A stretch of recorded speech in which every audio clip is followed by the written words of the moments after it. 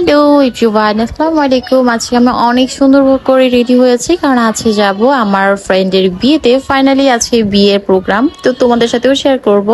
তো এই তো আমি চলে এসেছি বান্ধবীর বিয়েতে, আর মাশাআল্লাহ আমার বান্ধবীকে সেদিন অনেক বেশি সুন্দর লাগছিল, একদমই পাকিস্তানি ব্রাইডের মতো লাগছে।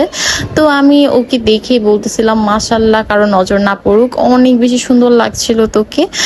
যাই হোক, এরপর হচ্ছে আমার বান্ধবীর সাথে আমরা পিকচার্স অ্যান্ড ভিডিও করে নিই, কারণ পরের যদি টাইম না পাই।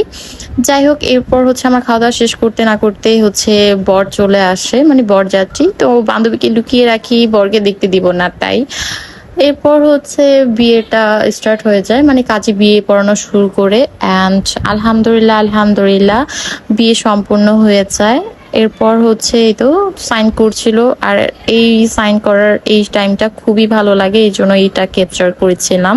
তোমরা অবশ্যই মাশাল্লাহ বইলো। আর এই যে দেখো, ব্রাইড নিজেও কত হ্যাপি অ্যান্ড বর তো অনেক বেশি খুশি।